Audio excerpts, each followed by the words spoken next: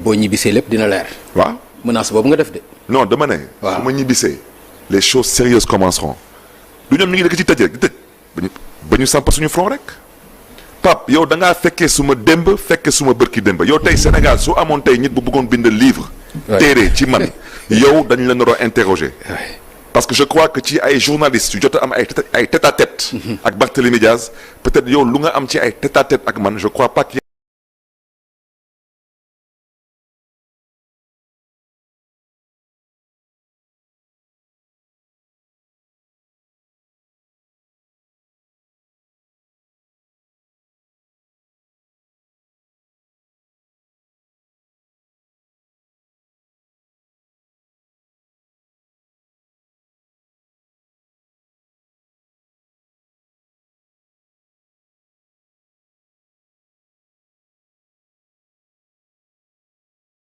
à quelqu'un d'autre qui l'a eu ici au Sénégal.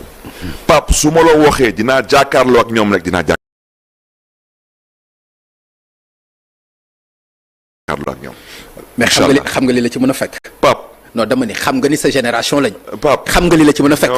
non dama ni di nga ko def mais xam nga li la ci mën a fekk. Pape gars ñu émission suñu émission gis nga Pape gis nga ñii suñu leen doon won benn aperçu de lan moo leen di xaar suñu fi jógee lépp la ñuy teg ci suuf te ñite man maa la ko wax. parce que reewantu ku yeboo teg ko ci suuf parce que gor moomu ko dëkk suñ la ko dénkee dénk ñu la fooykaay nga koy fooye na nga góorgóorlu ci sa taxawaay moo tax ma ne Sénégalais maa ngi sàkku ci yéen ngeen ñaanal seen président de la République ndax mu mën a réussir moo am solo parce que moom ngeen fal parce que lu ñuy wootee Sénégal nii ay fokkati ay mairie ay rab ci kaso bi tëj ay damay effacer mais vous croyez que ça va rester comme ça impuni vous le croyez franchement vous croyez que ay nit mën nañ jóg dem taali ay sièges ça reste impuni vous le croyez que ay nit mën nañ taxaw di financer ay nit ñuy taal ay doomu jàmbur ci ay car muy nul vous le croyez ba ñu egg ci loolu ngeen xool ba ñu ci egg rek incha allah. ok léegi ki ngay wax muy le premier ministre pare na pour dellu assemblée nationale nga ni da ngay ànd ak moom dem. est-ce que bokk ngeen situation. du fa dellu non dama bëgg ñu déggante quoi te mu leer aussi fi nga teg sa bos ma wax la man fi mu teg bosam. est-ce que li ngay wax noonu da nga ko wax noonu rek wala am na foo ko teg juridiquement. Pape. xam nga ni buñ sukkandikoo ci amnistie bi moom day dellu. waaw effectivement mun na ma ñëw sa plateau nga may poser ay questions mais bañ a tontu mais man su ma sañoon nga may ma rek man musuma la ñaan dara mais nga may ma ma bañ a wax ci individu jooju. ma wax la ko tey le 23 juin yow yaa ngi fi woon yow le 23 juin yaa ngi woon Sénégal bi nee naa la suñu taxawee ne la ñu ngi xool yoon ak porox ndóol fu ñuy sampee suñu front waaw ba ñu egg ci càppaandaw bi ñu xool du da ngay dugg ci assemblée nationale yow xam nga lan la yoon wax nga ne da ngay dugg ci assemblée nationale nañu ñaan yàlla suñ ci eggee nañu yàlla may fekkee talak dal nga wax ñu yow lan nga gis ci ñun ci suñu doxalin wala ci suñu toogaay ba nga xalaat ne ni mën nga ñu yëpp romb ñu nii dem assemblée nationale toog ñun ñuy toog la setaan te ñun ak yow ñu bokk maas man su ma wax du ma ci sori ba may toog ne suma maam Abdoulaye Wade le quart bloquant ne passera pas. il passera pas bokkul waaye tam dama ne sa maam nga wax yow dama ne yow sa maam nga wax. dama ne kii doo ko wax sama maam kii sa morom la non sama maam Abdoulaye Wade ba nga koy wax loolu mënoon nga ko def génn ci. Pape ne me fais pas rire waaye. Parce que tu sais, moi j'ai connu des poltrons dans ce pays. Ay tapettes, j'ai connu des poltrons. Ok? Donc faut pas me faire rire. Ba ñu egg càppaandaw bi rek. D'accord. Alors mais loolu dafa am lu ko indi li indi assemblée nationale bi mooy moom premier ministre moo génn wax crise d'autorité bu am ci biir réew mi wax ni bu fekkente ni déggoo bi mu bëgg mënul am ak li mu bëgg yépp dafay obligé retourner à l'assemblée nationale loolu ci forme bi noo déggee kàddu yooyu. Pape wax dëgg yàlla xam nga bon ma wax la suma xalaat. lu ma xalaat mooy Sénégal bii. dafa am ay xeetu nit ils ont besoin d'un accompagnement psychologique mooy dañu doon toog ak psychologue wax leen fan nañu jaar ci seen ndaw ba am lu ñu amaana am lu ñu dund ba am tey jikko bu ñu am wala amaana sax am na ay xeetu nit yu doon toog ak psychiatre man loolu laa gëm moo tax ma ne bëgguma sori ci yenn kàddu yi. nee naa la man. non ça li nga wax nii pour mu leer ci nit ñi mooy dafa am ñoo xam dañu war a dem faju ji quoi ci xel. non dama ne dañu war a dem fan. ñu xool leen wala dara mais soo demoon tey fan am na fa ay Sénégalais yu fa nekk.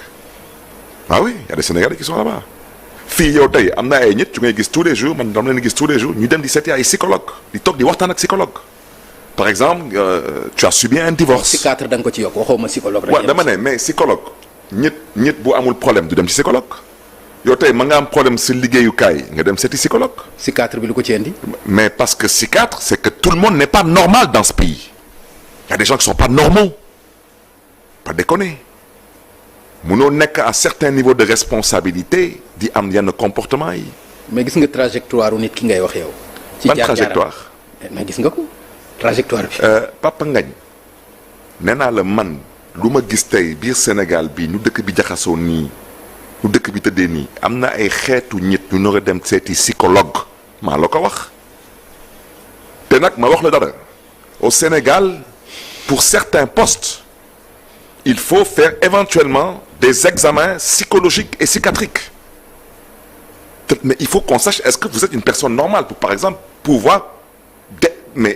pouvoir présider aux destinées de 18 millions de Sénégalais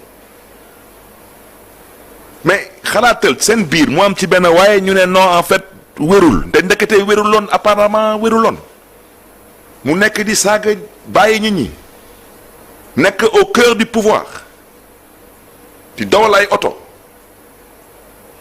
ñu ne la ko kooku médecin moo ko jox këyit ne wérul. mais nga àndoon ak ñoom ah. non Pape loolu c'est pas le sujet. non mais nga àndoon ak ñoom aussi. Pape c'est pas le sujet waaw mais Pape nga àndoon ak ñoom de. mais Pape nee naa la c'est pas le sujet. xam nga Pape xam nga Pape lan la tubaab wax. tubaab nee na wax ma koy àndal. moo wax la yaay ban xeetu nit. kon jeex na.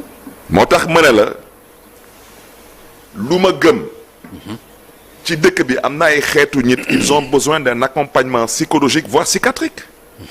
de par leur comportement daanaka seen taxawaay ak seen waxin ak seen jëfin kilifa du waxee yenn yi tey soo taxawee tey yow nga taxaw par exemple nga taxaw ne dëkk bi amul problème nga taxaw ne problème bi daanaka ku ñu fal moom moo amul autorité kon yow lu nga bëgg a wax da nga bëgg a wax ko ku ilif armée du chef suprême des armées ku nga xam ne ni mooy président du conseil supérieur de la magistrature yow suñu la déggee yow amaana da nga bëgg ne kooku du autorité wante kooku amaana autorisé la parce que kooku amaana peut-être ci sa xalaat bu gàtt ci sa parti la bokk te yow yaa ilif parti bi wante fii il s'agit pas du parti il s'agit de la patrie yow come on man. d'accord alors dafa am loo xam ne da nga ko wax aussi ma bëggoon ci am ay information parce que bi ngay def ce point de presse bi da nga wax ni hôtel yu bari nanguwuñu le héberger. en fait dafa ma def ay ree wante dam leen comprendre parce que état affaire bi egg na foofu kon mais egg na foofu. c'est ñan la précisément. ñan du ma leen tudd parce que loolu suma cër wante Karim Xrum Xax tey jaar na suma bureau ñuy waxtaan. ba ma ne ko mais su la neexee yow amoo ko siège man te man am naa bureau ñetti nekk laa am nag mais am naa siège comme da ngeen noo lancé seen mouvement rappel à l'ordre su leen neexee nga ñëw jël suma bureau wante moom fu mu jaar fa laa jaar pour ne pas dire man maa fa njëkk a jaar man mu jaar suma ginnaaw gars yi ne ko ah wax dëgg yàlla jamono ñu toll nii ñun bëgguñu am problème foofu la dëkk bi toll tëj ci kaso gi nekk fi di menacer nit ñi. mais loolu Pape dafa amul place ci démocratie moo tax mën na la y a qu'un seul responsable ci dëkk bi du yow du mën a. mais tëj ci kaso bi amoon na fi de loolu. non mais pas nii Pape ci Pape. ñaata yoon nga dugg ci kaso bi. Pape ñii defaguñu fi ñaari at.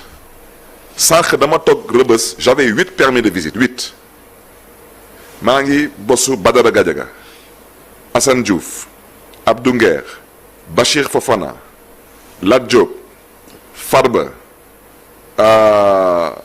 Moustapha Diakhaté ak kanati encore Djibi Ndiaye 8 permis laay téye mais c'est quoi cette histoire waxuma sax ay ñoom Moustapha Diop waxuma ay ñoom Mansour Faye waxuma ñooñu sax mais gars yi mais kaso bi su gars yi continuer nii mën nañ fa def benn conseil des ministres ak benn bureau de l'Assemblée nationale ah à ce rythme là et en moins de 2 ans. c'est un exploit tout de même man dugg naa kaso duggaat kaso wante man xam naa lu ma defoon ba dugg kaso te musuma contester ah voilà je disais tout haut ce que les Sénégalais pensaient tout bas tey peut-être nekkatul suma cër moo tax tey su may wax ci waxu Cour suprême ma leen mais su ma sañoon ah mais foofu rek laa mën a yem parce que Sénégalais yi ñu ngi leen di observer parce que mënu leen toog man ma nekk citoyen sénégalais xel dal na ci Cour ci lan suprême ci décision bi ngay xaar. ci non mais fu ma amee xel ñaar mais ce silence pourquoi su ma rakk ndeysaan Aïssatou Diop Fall mi ngi dugal requête mais bien après la mienne ñu vidé ko vidé nañ fi yeneen requête bañ a vidé suma bos. La mairie de Dakar actuellement est la seule mairie du Sénégal bu amul maire bu askanam fal la seule mairie fu ñu ko teg te le maire est là il n'est pas empêché fu ñu ko teg wante nag lu mu leen bëggoon wax mooy ci Jeux olympiques de la jeunesse lu ñu ci def ñaaw na parce que nag suñ ci eggee dinaa wane suma bopp. encore ah déet il faut que les gens sachent ce qui est arrivé au maire de Dakar parce que mairie de Dakar moo postulé pour Jeux olympiques de la jeunesse. État du Sénégal nag manifestation nga nar a def wala non mais déet Pape gis nga Pape xam nga non dinaa wane sa bopp dama bëgg xam ndax da nga bëgg a saboter événement bi wala lan nga ci nar a def. Pape man du ma toog Sénégal di aye may teg Sénégal gàcce wante lu ma na ko def xam naa ko waaw parce que fu ma mën a dugg à l'international man naa ko xam j'ai tout de même été secrétaire général de l'AIMF et j'ai été le président de Métropolis tey tout le monde se pose la question qu'est-ce qui se passe au Sénégal et particulièrement à Dakar qu'est-ce qui se passe wax naa leen ko mooy état moo bëgg a jël maire de Dakar seppi ko génn ko teg ko fële bañ mu bokk ci lépp lu ngeen di gis nii ci back screen bi ce sont des projets de la mairie de Dakar fii nii ñu ngi corniche des HLM lii man maa ko liggéey présenté ko AFD ñu bëgg ma seppi sànni ma fële bëgg a ànd ak ay sénégalais ñu taxaw ne que ñoom Sénégal moo leen ñor te Sénégal ñoru leen seen bopp ak seen poche leen ñor te ñu ngi may dégg noo mënee toog ngay organiser des jeux d'envergure internationale amul benn héritage Coupe d'Afrique des Nations. bañ ko fi organiser am nañ lu ñu fi bàyyi moo xam VDN. moo xam Stade de l'Amitié. bañ fi organiser OCI am na lu ñu fi bàyyi.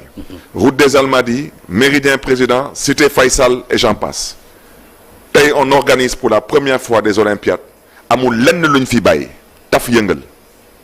ay rafistolage ay réfection ay réhabilitation piscine olympique fii la nekkoon stade Iba Mar fii la nekkoon ça c'est la corniche des HLM avec des pistes cyclables des aires de jeu de la verdure un cadre de vie un environnement amélioré je leur ai posé sur la table 10 milliards en 3 projets boulevard de la Gueule Tapée corniche HLM ak extension VDN 3 et tous les 3 projets avec des esprits sportifs ñu jël lépp seppi teg fële ma wax la ko tey ci ay billets d'avion kese laa wax dépassé nañ 20 milliards ci ay billets d'avion kese. ci Jeux olympiques de la jeunesse. ma waxaat la leneen ci Jeux olympiques de la jeunesse. 20 milliards nga ma wax de ci ay billets d'avion. ñu ngi may dégg su ma lu may wax su amul dañ ma porter plainte procureur woo ma suba amul benn agence de voyage Sénégal buy jaay benn billet d'avion amut ci lekk rek lekk ak naan.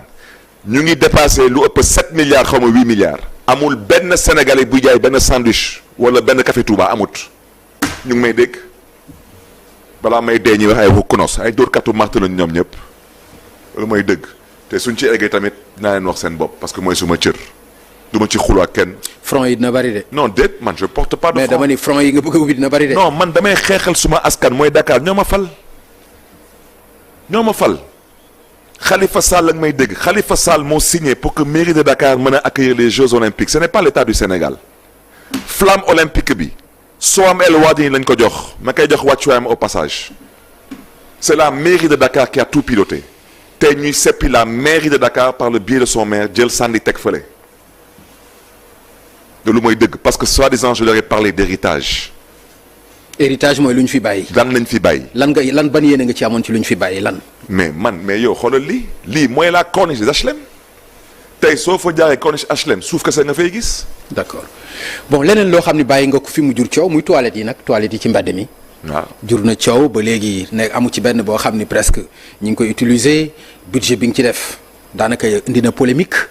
lan nga ñu mën a expliquer aussi ci loolu. mais toilettes publiques yi nga njëgal ma ci kàddu yi ñu xamul lan mooy ville je peux pas leur parler malheureusement parce que ville kenn du toog di tuur ndox ci mbedd ville kenn du def yenn yi ci mbedd bi man damaa jëloon ay engagement ak askanu Dakar man jëluma ay engagement ak ay politiciens. non coow li ci budget bi la. waaw ma ñëw defal nànk rek defal nànk da ngay ñëw ma def nànk waaw man du dama ko def suma marché kat moo toog ci marché bi validé ko laata may def marché bi du dama voté budget dugal ci koppari pour def marché toilette publique budget bi du man maa ko voté conseil municipal moo ko voté kat moo ko approuvé état du Sénégal moo ko approuvé jaarale ko ci préfet de Dakar ñu ngi may dégg te ñu xam ne ni que lii c'est pour les toilettes publiques ñu def marché ba ñuy def marché man tooguma ci marché bi ARMP moo toog DCMP supervisé lépp préfet ñëwaat approuvé mais nag dinaa la wax Pape balaa may wax ci waxu budget bi dinaa la wax lan mooy coût d'entretien rek pour nga xam lan mooy parce que gis nga àdduna lépp loo gis ci àdduna Pape dafa am coût su ma la waxoon tey lan mooy coût d'entretien da ngay toog ne ma dafay yéeme 200 toilettes publiques laa commandé 200 Pape 200 toilettes publiques budget bi mi ngi toll ci 1 milliard 500 millions pour mën a toppatoo 200 toilettes publiques at bu nekk waxuma ne sax lu ma ko jëndee toppatoo ko te ay sociétés sénégalaises ñoo koy def soo jëlee 1 milliard. ah donc loolu ci budget bi la bokk. ci budget bi la bokk. pendant combien de temps. non loolu c'est chaque année qu'on doit voter ça. ok Pape à Dakar il y a plus de 3 millions d'habitants je te parle de problématiques de santé publique surtout par rapport ak jigéen ñi des problématiques de santé publique laay waxee fii soo jëlee tey 1 milliard 500 millions de francs CFA nga diviser ko par 200 toilettes publiques.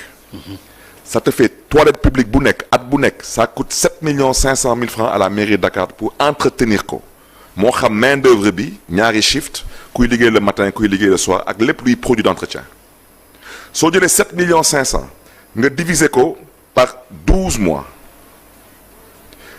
toilette publique bu nekk 625 000 francs la lay coûter par mois pour mën ko entretenir soo jëlee 625 000 francs nga diviser ko par 30 jours loolu cher na de. defal nank rek ma ñëw 600 et quelques mille mais da ngay déglu Pape da ngay déglu. loolu cher na de. Pape da ngay déglu on ne parle pas de chez toi ou de chez moi on parle de la ville de Dakar 625 000 francs par mois divisé par 30 jours mooy toilette bu nekk 20 833 francs lay coûter à la mairie de Dakar par jour ça veut dire ci biir 20 833 francs lépp ngi ci biir tous les produits d'entretien sans ne pas compter celui qui travaille la journée celui qui travaille le soir. mais usage bi dafa gratuit wala c'est pas gratuit. mais bien sûr que c'est gratuit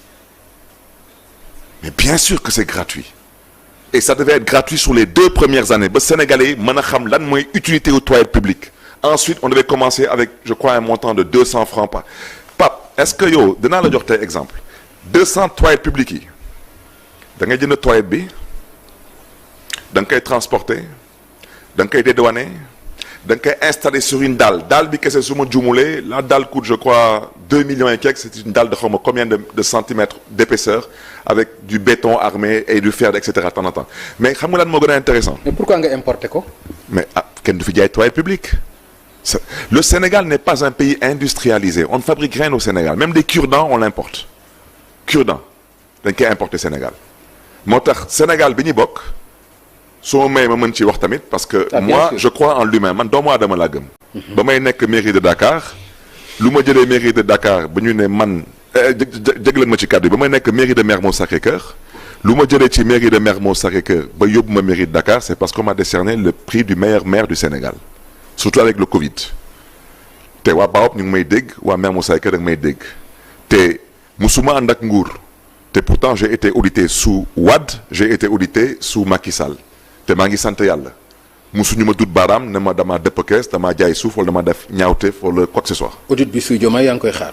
j'ai pas de problème. moi Diomaye non je me couche pas la nuit pour penser à Pierre ou Paul. ok parce que tout de même ma ñëw ku jàkkaarloo ak Ablaye Wade def lu mu def comme man mii lu ma def ku jàkkaarloo ak Macky Sall def lu mu def comme man mii lu ma def pour l'instant Diomaye je ne me suis pas encore opposé à lui maintenant s'il veut il peut laisser.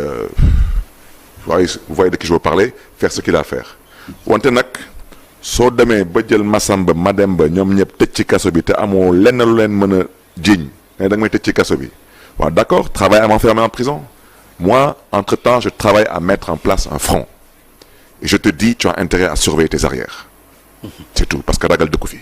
D'accord. Voilà maintenant nag nga may ma Sénégal bi ñu bokk lu tax ma ne la lu ma jëlee ci mairie Mermoz Sacré-Cœur. largement di nga ci ñëw de ça je vous le promets mais dama bëggoon ñu rester ci Mais toilette même yi rek ma parce que man toilette yi ma gis mais mi ngi gën di yàqu gisuma ci dara quoi léegi loolu xaalis boobu fan lay jëm quoi xaalis bi def nañ ko ci j'ai ba pare. fait venir mes toilettes. Wow. On me révoque. Vous voulez que je fasse quoi moi? On me révoque. Les toilettes sont là ñu ngi koy installé ñu dàq ma on fait quoi? teg ci dàq ba nga xam ne tegul ci yoon on fait comment? Je suis désolé man ku fa nekk di assurer intérim je ne lui parle pas tous les jours et je ne lui parle jamais parce que du sama warugar du sama warugar suma mag la elle assure l'intérim et les affaires courantes et je lui souhaite bon vent. Mais moi, ce n'est pas à moi de me lever le matin, di woo le directeur des services techniques, di woo le directeur du développement urbain, di woo la directrice des ressources humaines, di woo le directeur de l'administration financière. Ce n'est pas mon travail. Depuis que j'ai quitté la mairie de Dakar, je n'ai appelé aucun fonctionnaire de la mairie de Dakar te ñu ngi may seetaan. Les toilettes publiques se gâtent, je suis désolé. Je pense peut-être que Madame le maire aurait peut-être, je dis bien peut-être, dû s'occuper des affaires courantes. Je le dis bien. Mais, encore une fois de plus, ce n'est pas à moi de lui dire quelles sont les affaires courantes. Cette situation, elle est inédite dans l'histoire politique du Sénégal. D'accord. jël maire. En plein mandat. nga dàq ko te amoo lenn loo ko mën a reprocher. moo tax ma ne na Cour suprême yàbbi ci lii. Je viens de t'expliquer que waxuma sax coût d'acquisition dama ne coût d'entretien. Une toilette publique coûte à la mairie de Dakar 20 000 francs par jour pour l'entretenir. Et tu paies 2 personnes, plus un gardien, plus les produits de nettoiement. Di nga sa am sa eau de javel, di nga am sa madar, di nga am sa xawma lan. Tout ça, c'est dans les 20 000 francs. Vous voulez quoi d'autre encore? Moi, je vous propose d'être des personnes civilisées, vous me parlez d'un marché, je sais pas à quoi. Il faut arrêter d'être dans les détails. Alors, léegi am na rumeur bu ma ciy dégg ci ville de Dakar mooy ñi ngi jëm ci élire beneen maire ñi ngi jëm ci élection boobu ci conseil municipal bi yëg nga loolu wala yëguloo ko. Pape lu ma la mën a wax. mooy loolu mënul nekk. moo tax bi ma sàkku ci conseil municipal nañu gën a diisoo ànd ak madame le maire. parce que tey madame le maire moom la yàlla dogal mu nar a toppatoo les affaires courantes. bu leen nangu ñuy fooy seen xel lu tax parce que élection mënul am tant que cour suprême yàbbiwul d'abord ci acte bi. loolu mooy dëgg maintenant nag ma wax la ko tey si il procède à une élection ku fa toog demain il sera poursuivi pour sa gestion c'est tout man foofu laa toll ak ñoom lii ping-pong la vous vous prenez pour qui vous croyez qu'on vous a confié un jouet on vous a confié la République du Sénégal avec des textes et des lois en vigueur def leen lu leen neex ngeen xool su ngeen defee lu leen neex suba ñu def lu ñu neex c'est tout. dialogue national daf fi am te dégguma la ci. xajuma ci. non yow itam yow ngay nitu dialogue indil la sa problème ak Ousmane Sonko. non xajuma ci dialogue bi. parce que non lan mooy problème bi yow. non xajuma ci pour man yow nitu dialogue nga. non loolu nga ñu doon jaay ñun. non wax d'accord wax nga dëgg wante man. waaw est-ce que mën naa wax. waaw allez-y. waaye mais man duma résidu man bokkuma ci lii man duma résidu bokkuma ci lii. moi je m'appelle Barthélémy Toye Dias je suis leader politique je suis le maire de Dakar. d'accord alors Sénégal bi ñu bokk nga ni lan nga ci bëgg a wax. Sénégal bi ñu bokk dama la ne luñ ci gën a fonk ñun mooy doomu aadama. Cheikh Tidiane Dièye nee na nga bàyyi yëf bosam. nga ne. def na communiqué quoi Cheikh Tidiane Dièye suivre nga ko non. grand bi dóorkatu marto la dóorkatu marto la xam na boppam dóorkatu marto la wante xoolal grand Pape Sénégal bi ñu bokk je crois que ba may wuti mairie de Dakar parce que ba may wuti mairie de Dakar lu ma sampoon mooy Dakar bi ñu bokk.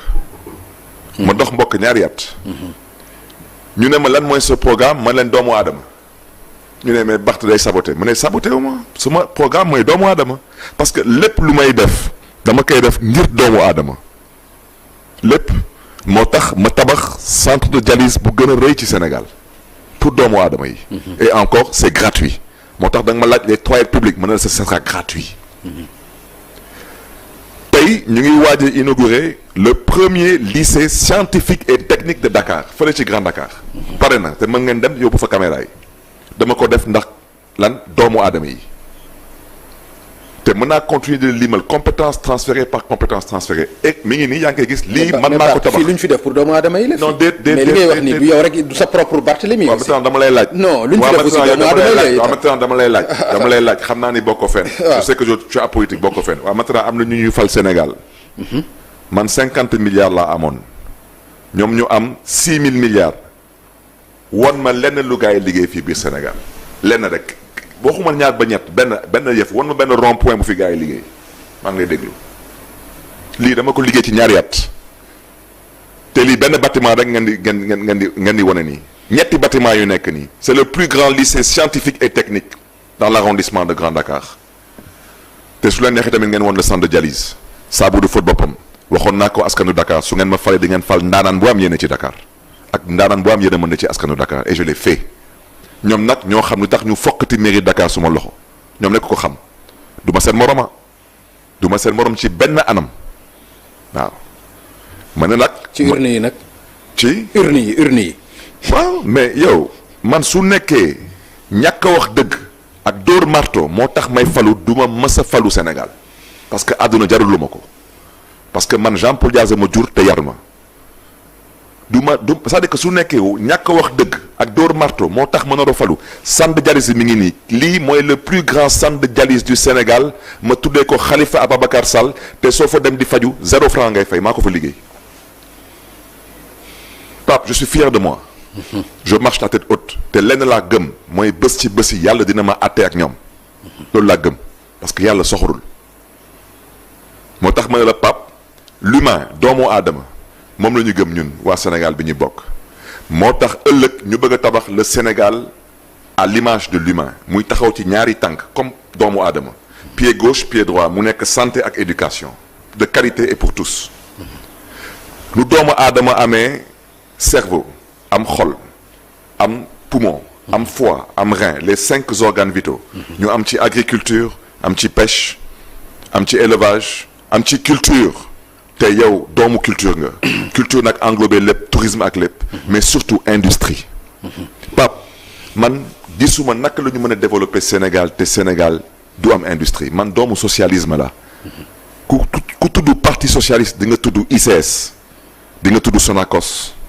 di nga tudd Sodefitex ku lim jum la France est un pays développé parce que la France est un pays industrialisé dañ fay tabax ay avions dañ fay defar ay oto dëkk day am industrie commerce yorul réew moo tax ma ne la lu ñu gëm mooy le Sénégal à l'image de l'humain ñaari loxo yi mooy équilibre main droite day nekk diplomatie ak coopération ay waxu ay France dégage yooyu ay waxu caaxaan la main gauche nekk jeunesse ak sport sport vecteur de développement jeunesse parce que la population du Sénégal a 50% à moins de 19 ans 75% à moins de 35 ans le Sénégal sera à l'image d'un être humain bëgguma jël nag émission bi yëpp mais Sénégal bi ñu bokk ça sera un Sénégal du social comme le S E un Sénégal équitable N un Sénégal novateur beneen E bi un Sénégal enrichissant parce qu'il est temps que ñu am koom-koom G bi un Sénégal gagnant-gagnant A bi un Sénégal ambitieux parce que l'ambition est le moteur de la vie te L bi un Sénégal loyal parce que góor day sàmm kàdduwam loolu laa gëm. alors léegi Sénégal boobu ñu bokk lan mooy taxawaayam élection locale yi la présidentielle yi la parce que li ngay wax ni am na looy xaar pour mën ko exécuter. waaw am na looy xaar pour mën ko exécuter lan la locale yi la wala présidentielle. mais toutes les élections nous serons là présents incha allah moo tax ñu ngi ciy liggéey commencé nañu vente de carte bi parce que nag suñu parti du parti par parlo wala parti du copinage ou du cousinage dañuy jaay ay carte parce que man loolu laa jàng ci politique man lu ma jàng parti socialiste laay ñëw tari jaay carte dem congrès am ay instances de base gox bu nekk dinañ fa am coordination fépp fu am mairie dina fa am coordination. massification bi fan la toll. parce que man vraiment gisaguma animation bi. waaw gisaguma massification bi fenn. Sénégal bi ñu bokk. fii ak à part yow dégguma ci kenn du jigéen du mag du keneen. mais parce que on n'a pas encore le congrès on n'est pas encore structuré mais maa ngi waaj benn tournée buy commencé Kolda. fii ak weer bi de damay commencé Kolda jaar Tambacounda dem seeti les sinistrés xool inondation yi jógee Tamba jaar Kaffrine su ma jógee Kaffrine jaar Kaolack jógee Kaolack jaar Fatick jógee Fatick jaar Mbour soog a daan fële ci Kër Massar nawet bi nag moo ñu xaw a téye wante moi ce que j'ai à faire je le ferai parce que loolu laa jàng parti socialiste je n'ai fait que ça pendant 20 ans, c'est de la politique c'est tout ce que je sais faire man bu leen ma yàkkamti man xam naa lan mooy suma warugar man bu ma kenn yàkkamti xam naa lii di suma cër dinaa ko dox incha allah. ba lépp bët. ça dafa am lu may ñëw toujours di ci ñëw ak yow mooy est-ce que jàpp nga dina yomb ci yow ni nga koy waxee nii parce que da nga am ci sa kanam ñoo xam ni duñ la ko yombalal. mais incha allah xam te loo leen jaay ñu jënd ko te loo leen jaay ñu jënd ko. waaw yàlla baax na wante nag bul fàttali ne que yàlla ñëpp la fi nekkal. te amaana lu ma leen jaay ñu jënd ko wante mënuñu ma wan lu ma gisut. parce que kaso mooy seen terminus te man ragaluma kaso man mosu leen ma dégg ci kaso yu man may jooy je n'ai jamais pleurniché en prison man mosuma dekk fii taxaw di woo suma jabar ne ko demal taxaw di wax ay waxu ay insuffisance rénale ak ay waxu picc yu mel noonu je n'ai jamais envoyé des gosses dans la rue soi-disant parce que je m'apprête à mourir c'est du n'importe quoi ça après taxaw fii sans aucune vergogne taxaw di ne ay dama doon foo quoi dama doon tappale quoi man du ma dóor katu marto Pape man du ma dóor katu marto je suis un homme digne lu ma am jël te sant ci yàlla. retrouvailles famille socialiste bi la ci wax. dama ko gëm moo tax suma wóojoot laa soxna Aminata Mbengue Ndiaye Adja sax Aminata Mbengue Ndiaye Adja Aminata Mbengue Ndiaye ah daf ñu nar a jàppale rek. jël la ngi rek teg ko suñu loxo parce que loolu mooy cëram. te loolu nag mën naa la ko wax tey dem si yàlla Ousmane Tanor Dieng s'il était encore aujourd'hui en vie il serait très fier de moi ça je le sais il serait très fier de moi ça j'en suis convaincu. parce que j'ai fait tout le parcours man dama ramper mais nag dama ramper dans la dignité.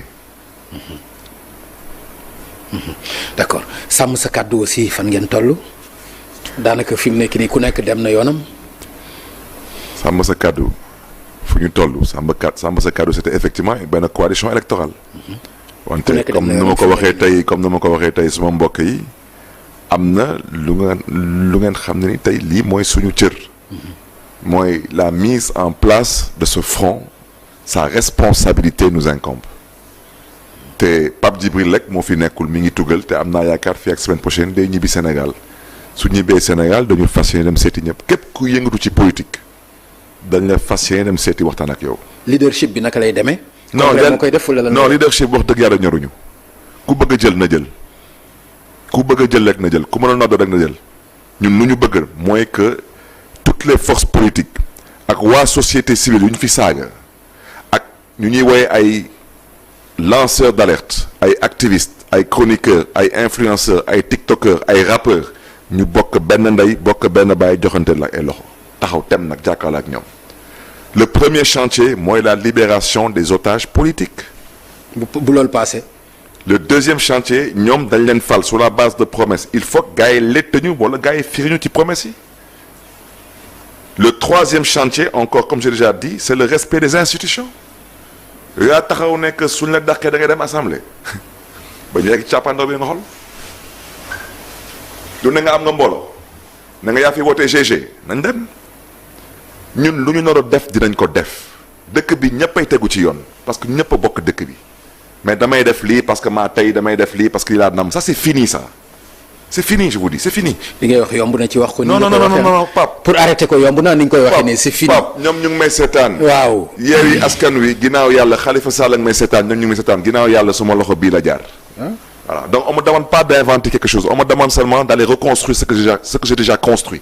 je le ferai avec plaisir avec un grand plaisir je le ferai parce que mooy suma warugar. mënuma toog di seetaan Sénégal di yàqu ni may taxaw di ne pat di croiser les bras je ne vais pas le faire ñu nekk ci kaso gi moo xam ñoom Abdou Nguer ñoom Badara Gadiaga ñoom Assane Diouf ku lim Dioum ñooñu duñ leen seetaan ñu ñuy gën a gore joxe seen xalaat ci Sénégal mais parce que dañu bëgg Sénégal ñu leen di jaay doole tëj leen ci kaso yi fu ñu ko teg on ira voir tout le monde suñu wóoju bu baax ji di Serigne Moustapha Sy du PUR maa ngi koy nuyu au passage on ira voir tout le monde ñoom Thierno Alassane Sall ñoom Tahirou Sarr ku lim Dioum nous irons voir tout le monde suñ fa jógee nag dem ci société civile ñoom Birahim Seck ñoom Moundiaye ñoom Alioune Tine nous irons voir tout le monde FDR mi ngi fi dama la ne nous allons mettre un front qui sera une vraie force gën a large FDR quoi dama ne une force de proposition et d'opposition mais loolu moo parce que Sénégal moo ko soxla te gënuloon ñu renforcer FDR quoi non dama ne xam nga ku nekk ak nu ngay xeexee Pape fekke nga suma dem ak suma barki demba Pape fekk nga su ma dem ak su ma bëkki dem su ma la waxee dinañ ko def rek dinañ ko def incha allah. waaw ça nous allons le faire et je peux te dire une chose Pape suñ ko defee les choses reviendront à la normale parce que celui qui dirige le pays c'est une personne normale. te je ne l'ai pas encore entendu dire damay effacer diw wala dut baaraam ñit ne ko yow mi naal def lii. kon am nañ ci yaakaar. alors dégg naa fii bu yàggul sa link ak Amadou Ba aussi. ak kan. Amadou Ba ancien premier ministre. ban link waa link gis naa ko dans la presse en ligne yàggul dara. waaw mais xam nga moom laa lay expliquer nii dégg naa. nag moom aussi ci sa front nga koy interpeller ci nga koy. non Amadou Ba su ma juumulee gëj nañ dëggante depuis peut-être au moins juróom benn weer wala juróom-ñaari weer.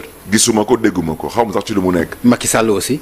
moom tamit gisuma ko dégguma ko ñoom ñaar ñëpp su ma ay grand lañu xaw ma ci lu ñu ne.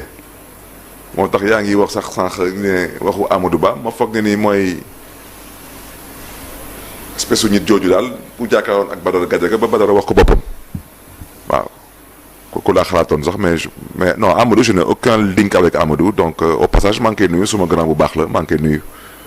te dëgg naa gaañ yi moom temps yi dañu xaw a jaaxle donc dëgg naa temps yi saa yi bu ma génnee rek gars yi dama IA quoi intelligence artificielle mais nañu continuer di foyer seen xel yi. seen rongo ñu ëllëg la gars yi di reetaan nii quoi yàggatul Pape gis que ñii je vais te dire une chose grand frère ñii nous allons les corriger proprement ils seront punis je vous dis. dina ma rey mbaa ma rey ko de déggoon naa nga wax ko fi. non Pape te fi mujj ñëpp gis nañ ko. dina ma rey wala ma rey ko te fi mujj ñëpp gis nañ ko. kan noonu. non yow waxoon nga fi Ousmane Sonko dina ma rey wala ma rey ko wax nga genre yu ma wax yu mel noonu fii. Pape xam nga nee naa la am na ay xeetu nit du ma wax seen wax.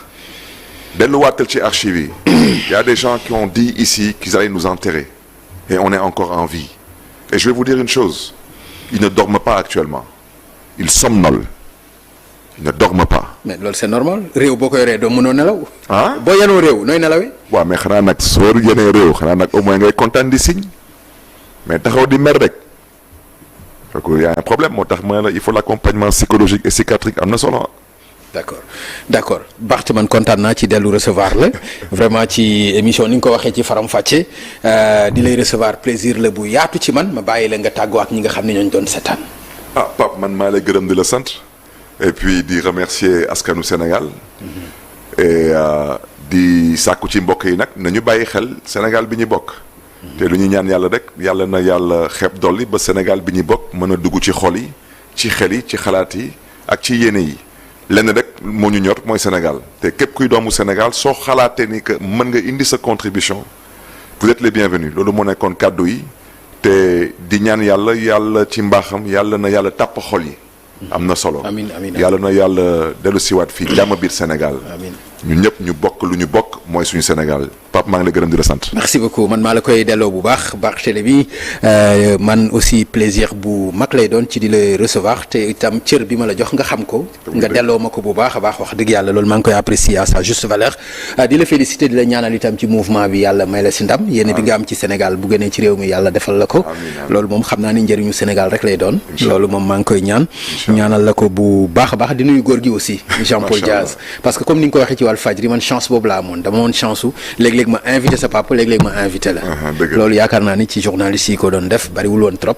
loolu dama koy apprécier bu baax a baax di la gërëm ma am nag ñaari doléance bu njëkk bi mooy dafa am benn imam bu ñuy wax Cheikh Faye mu dëkk Daaru Moxti te ñu jàpp ko liñ ko jàppee mooy ay taalibe yoo xam ne daf leen doon jéng ak yooyu mais loolu itam ñu bàyyi ci xel bu baax parce que loolu dafa bokk ci histoire u daara ku dem ci daara yu mag yi da ngay gis ñuy jéng ñi nga xam ne ñooy xale yi mais jubluwaay bi moo am solo nit ki moom yéene bi muy def mooy li ëpp solo kon bu fekkente ni dañ ko jàpp ci loolu boor ko yóbbu prison bu Louga ñu bari nag wax ma vraiment ma yëkkati suma kàddu ci loolu day tax itam te mu fekk itam mu nekk sama yéene kon ñu ñaan rek lépp loo xam ne yoon mën na ko ci def mu yombal ko ku gis bi nga xamee ni jóge na Daaru Moxti di dem Louga ni askan bi génne ngay xam ni kii nekkul koo xam ni ku simple la kon nag ustaas boobu di imam di Cheikh Faye ñu ñaan yàlla vraiment justice teggi loxo ci moom te def ci yërmande bu baax loolu itam def ko ngir alxuraan parce que alxuraan rek moo ko tax a jóg te itam am na ku ñu ko war a xoole